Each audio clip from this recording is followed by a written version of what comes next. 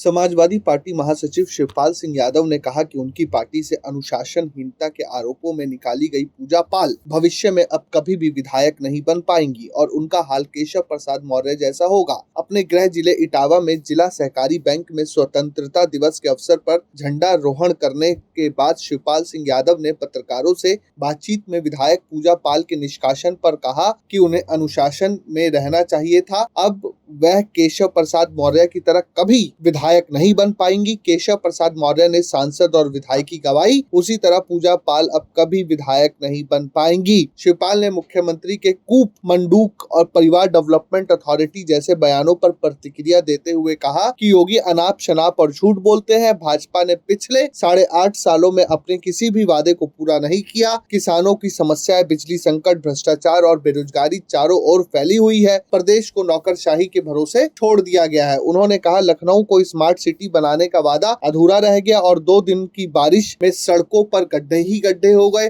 सोचिए, अगर लखनऊ की ये हालत है तो पूरे प्रदेश का क्या हाल होगा। शिवपाल सिंह यादव ने कहा कि भाजपा झूठ पर झूठ बोलकर देश की जनता को गुमराह करने में जुटी हुई है।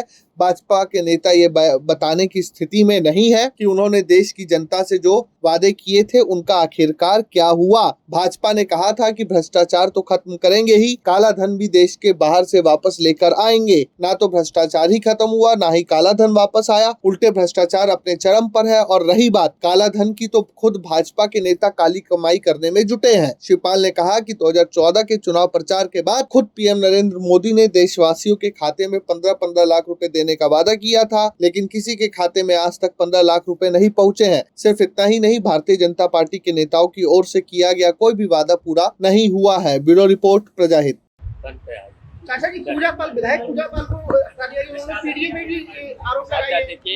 देखिए, उन्हें समाजवादी पार्टी की विधायक थी, वही समाजवादी पार्टी के चुनाव की साइकिल से जीती थी, उनको अनुशासन में रहना चाहिए था।